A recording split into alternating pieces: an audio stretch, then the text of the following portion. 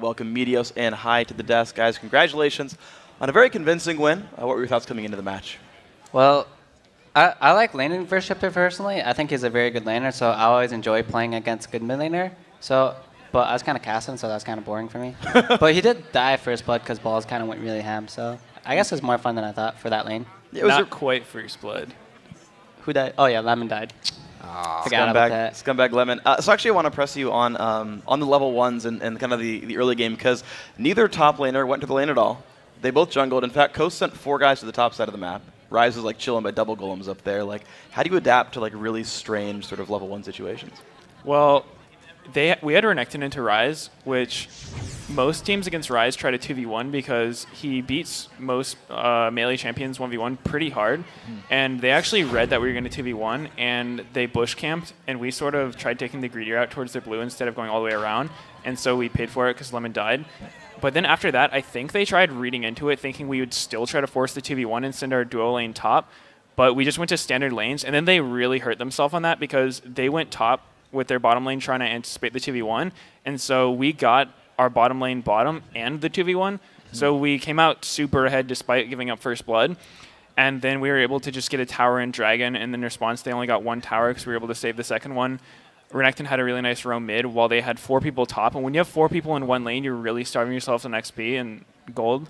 So we just sort of had a lot stronger early game. Just, dude, I think they had a... They tried, reading into it what we were going to do, and we didn't do that. So they got pretty behind from that, and from there we had a huge advantage. We had better scaling champions, and we were just able to close the game out. Yeah, and actually just off that huge advantage you guys were able to take from the early game, from the prediction and stuff, about 18 minutes in there was a pretty explosive team fight. We have a clip of it right here. Just talk to me, because you guys knew you were so far ahead. What was your mindset coming up into this team fight? Well, we wanted to fight. I was pushing mid, and they wanted to do something because they knew they were behind. So they kind of flashed with Annie-stun and just went on us with Pantheon ult. But they're so far behind that they did 0 damage to anyone. Balls is just massive charging in them. I start to flank now, and they basically forced a fight they couldn't win because it had to fight. So they kind of just lost pretty hard because they did 0 damage. Yeah, 10,000 gold lead you guys had after that one. Medios, you played a bit of Kha'Zix over at IM Katowice as well. Is that, I mean, you probably can't give it away. Elise was banned against you. But talk to me about the strengths of that champion with your playstyle right now. Well, Kha'Zix is a really strong champion right now, especially with the buffs to his ult in the most recent patch. He does a little bit less burst damage from his Q and E nerfs, but in return, he's sort of still an assassin, but he's a lot tankier than before. And he's just really good in all-out fights. He has high pressure early game, and he scales extremely well. And we're one of the teams that likes running, a good scaling jungler, so I can kind of carry from the jungle role.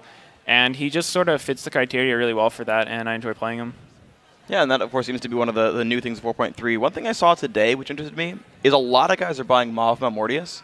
Is this because teams are running a lot more double AP, or do people realize this item is actually super good in a lot of places? Well, Hex Drinker is a good item. It's one of the best items as far as gold per stats. Yeah. As far as Maw Mortius goes, it's a fine item, but I'm not really sure why Balls bought it, but he was versus triple AP. I don't know, a lot of AP, and I guess he wanted damage, so why not, It's a pretty good item versus AP casters because you get that shield at the end, and when you are low HP, you're doing more damage.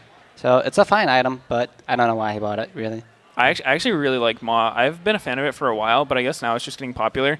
When you're low health, it's basically the same damage as a Bloodthirster, which I don't think it's really noticed that much, how much AD it actually gives. So it's a really strong item, and it's sort of a Bloodthirster, but instead of the sustain, you just get magic resist and then a huge shield when you get low.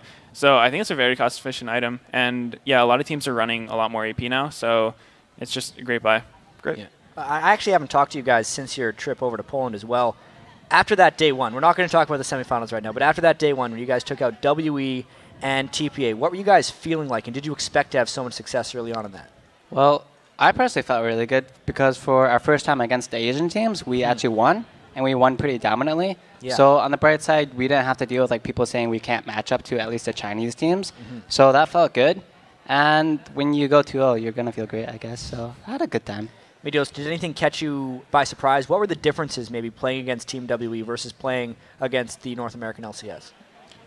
It didn't feel too different. One thing that happened in both of those games is we got a really favorable jungle matchup. They were on Wukong. Actually, both Chinese teams picked Wukong, and he's just really weak early game. So both games I actually lost one of my first buffs, but I didn't get punished for it because they had Wukong, and he just can't really punish a jungler even if he's ahead. So just through that, we were able to... They sort of sacrificed lane pressure to get jungle pressure by stealing my buffs, but then they weren't able to do anything with it. So the lanes were ahead. I was able to come back into the game, and then we sort of just used our momentum to win the game, and it did feel really good to win. Yeah. Then, of course, the semifinals against Fnatic. Tell me about what kind of went wrong in those matches. Well, it was kind of a repeat of Worlds of how the games and picks and bans went. Game 1, we lost barely. Game 2, we won barely. Then Game 3, we died at level 1 and kind of snowballed from there.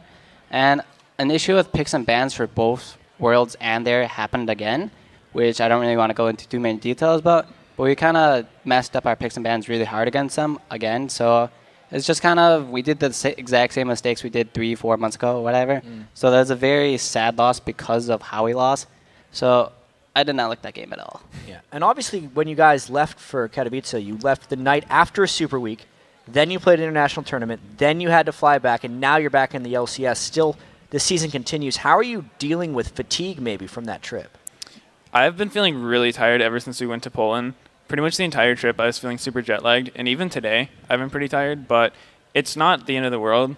I think I'm not playing as great as I would if I was really well rested, but it was a really fun trip, so I don't regret it at all. And I guess just as time goes on, we'll start feeling better. Yeah, and it really kind of seems after watching some of the games today, TSM was dominant in their victory. You guys destroyed Coast. Your records are starting to kind of take off against the rest of the LCS, but how important will be getting first place in the standings as you move into the playoffs? Well, I personally think it'll be pretty important. I believe CLG will get third, and when you're first place, I believe you play the winner of 4 and 5. Is that how the playoffs are going? Yeah. I'd rather play the 4 and 5 one than the third place team, obviously.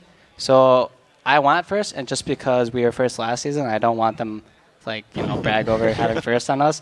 But even then, first at playoffs is way more important than first in the season. So as long as we're top 2, I'll be super happy because that avoids relegation. Yeah. And then I want first place in playoffs more than I want first place in this season. And, of course, you're one game behind TSM right now. You play against EG tomorrow, and actually your rematch against TSM, last one of the season, is going to be in Week 11. How are you feeling about both your match tomorrow and your eventual rematch with TSM? Well, our match tomorrow is probably going to be a little bit tricky. What sort of happens is they have a huge roster change due to the visa issues this week, and it's when you haven't really seen a team play with players, they can surprise you, and we don't really know what to expect, so it's hard to prepare for those games, and sometimes you get caught off guard. So we'll do our best to prepare, but there's not that much we can do for it, and hopefully we'll play as well as we can. And are you looking forward to TSM yet at all, or is it 1 week at a time for you guys? We haven't really thought about TSM too much. Okay.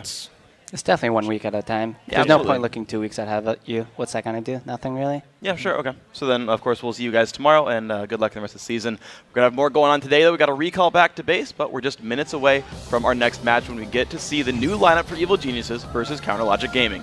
We'll be right back.